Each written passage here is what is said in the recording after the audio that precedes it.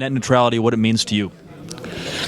Well, it means keeping the internet what it has been, this incredible source of innovation and of ideas and of free speech, and preventing it from becoming what it frighteningly could be, which is a way of a few corporations controlling all the information that we get. That's sort of the choice, and it sounds incredibly dramatic and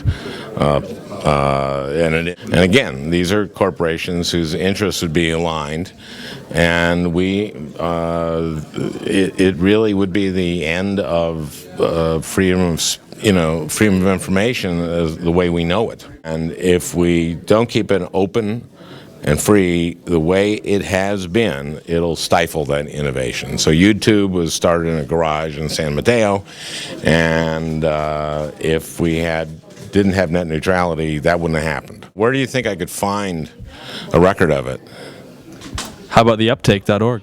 Oh, I see. Well, then I'll see the rest of it on the uptake. Ooh, the wall and stick.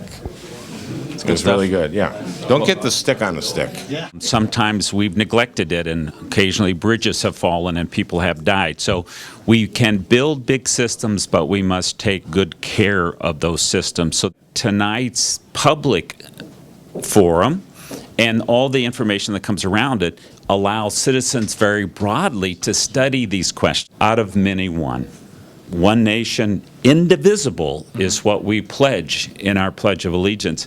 If it is one nation, indivisible, what are the things we need to do to keep lifting that up? We're at a critical juncture as it relates to the communication space. This is an incredible emerging series of technologies on this particular platform. There's a section in there that talks about treating wireless differently.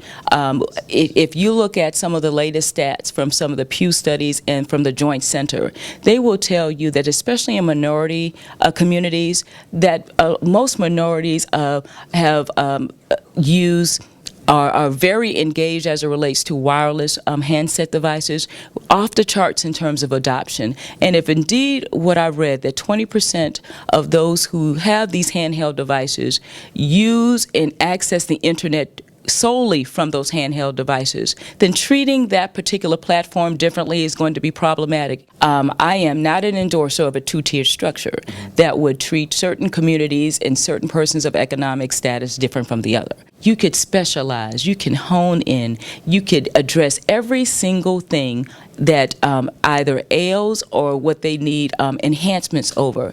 This platform allows for the most tailored of approaches. And it's just an incredible opportunity we have to get this thing right. Talk to the public. I think the public generally gets it. I think there are a lot of people in Washington who think, oh, this is too arcane. People don't understand. What does that mean, net neutrality? But you go out and across the country and talk to people, they understand what that means. They understand that our traditional media, radio and television, went down a very bad road in terms of consolidation and downsized newsrooms and firing of journalists and putting investigative journalism on the endangered species list. And now they're worried, is that what's going to happen to new media too? Everybody's talking about this wonderful new media. Kind of the Verizon Google gaggle proposal is what I call it. And I think what it means is a two-tiered internet. It means an internet from which wireless is going to be excluded in terms of openness, so no rules or regulations or transparency or privacy or anything that applies to plain old telephone service or the internet as we know it so far is going to apply in the new age. It takes the public interest completely out of it, and we've never treated any of our broadcast properties that way, or our public media. What propels me right now is the urgency of the situation to act. I want our FCC to act now. I don't think we have a lot of luxury of time to debate this or discuss it. It's not really such a transcendental decision for us to make as some would imply. This is not about regulating the internet or government taking over. This is about whether consumers or large companies are going to control citizens and consumers' online experience. And that's really what's at issue here. So if we can't keep this open and keep it vibrant and keep it dynamic for the consumers of America, then we will have short-circuited the most dynamic technology in history, and we will have short-circuited the people of the United States of America.